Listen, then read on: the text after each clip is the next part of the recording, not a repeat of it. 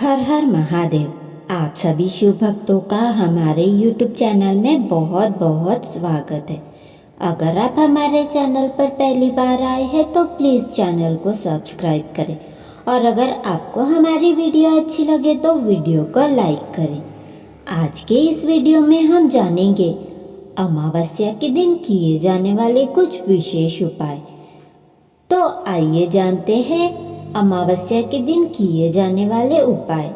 सबसे पहला उपाय, अगर आपके घर में पितृ दोष है या आपके घर में वास्तु दोष है या आपके जीवन में कोई दुख तकलीफ या परेशानियां है या आपके घर में धन संपदा की कमी है तो आपको क्या करना है, आपको अमावस्या के दिन किसी भी शिव मंदिर में जाना है।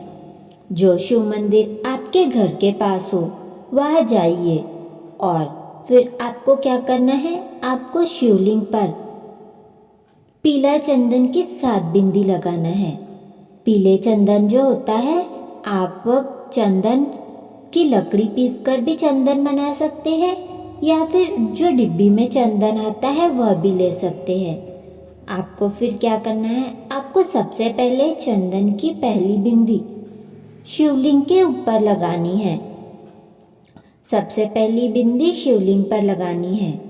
फिर जो दूसरी चंदन की बिंदी है उसे आपको भगवान गणेश के स्थान पर लगाना है।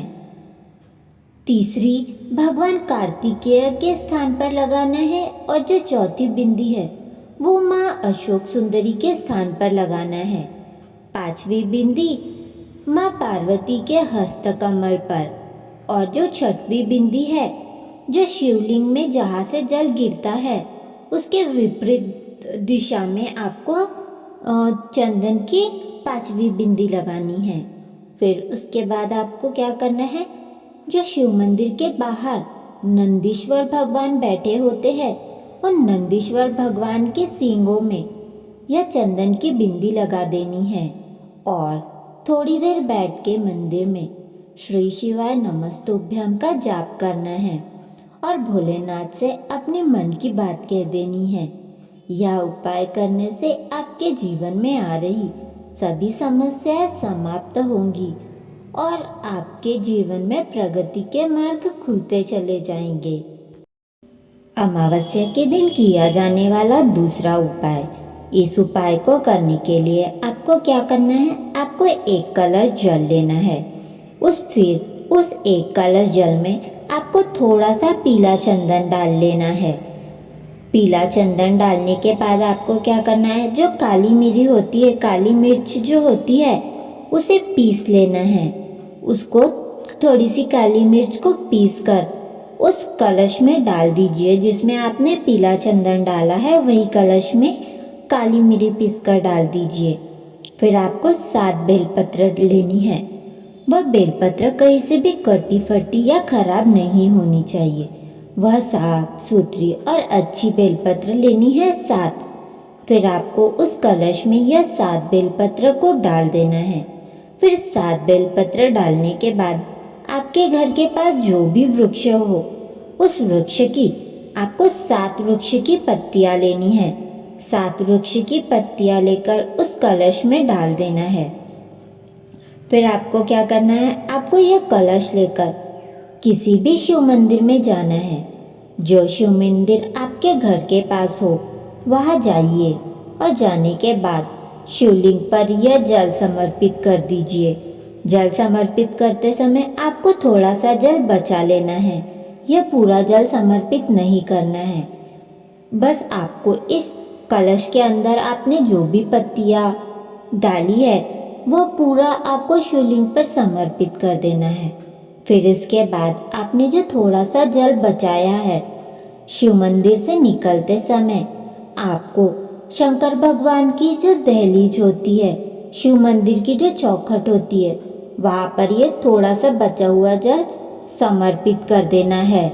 यह उपाय करने से आपके शरीर में कैसा भी रोग या बीमारी है या आपके जीवन में कोई दुख तकलीफ है, यह उपाय करने से वह जल्द से जल्द समाप्त हो जाएगी। अमावस्या के दिन किया जाने वाला तीसरा उपाय, आपको अमावस्या के दिन क्या करना है, आपको तुलसी की लकड़ी ले लेनी है। अगर आपके पास तुलसी की लकड़ी नहीं है तो आपके पास तुलसी की माला होंगी, आप वह माला भी ले सकते हैं। फिर आप जो स्नान करने के लिए जल लोगे, उस जल में आपको यह तुलसी की लकड़ी 5 या 7 बार घुमा देनी है। इसे जल में डालकर नहीं रखना है, सिर्फ घुमाना है। आपको जल में ये तुलसी की लकड़ी को घुमा देना है। अगर तुलसी की लकड़ी नहीं है तो तुलसी की माला भी घुमा सकते हैं। फिर घुमाने के बाद आपको इसे निकाल लेना है।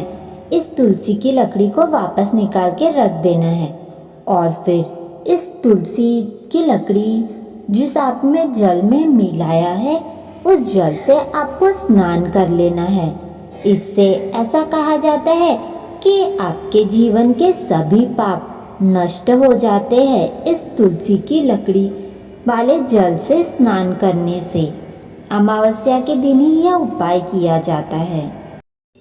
अमावस्या के दिन किया जाने वाला चौथा विशेष उपाय, अगर आपके घर में पितृ दोष है या काल सर्प दोष है या आपके कोई कार्य नहीं बनते या बनते कार्य बिगड़ जाते हैं, आपके जीवन में बहुत दुख, तकलीफ और परेशानियां ही परेशानियां हैं, तो आपको अमावस्या के दिन क्या करना है, आपको एक कटोरी में चावल लेने हैं।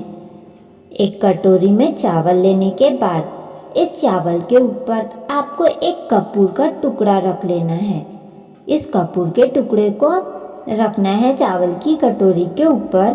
फिर इस कटोरी को लेकर आपको पूरे अपने घर में घूमना है और फिर आपको क्या करना है, इस कटोरी को अमावस्या के दिन शाम के समय या रात के समय आपको यह उपाय करना है। इस कटोरी को आपको क्या करना है, आपको अपने घर के दरवाजे में रख देना है। घर के दरवाजे के बाहर, आपके जो घर की चौखट होती है उसके बाहर इस कटोरी को रख देना है।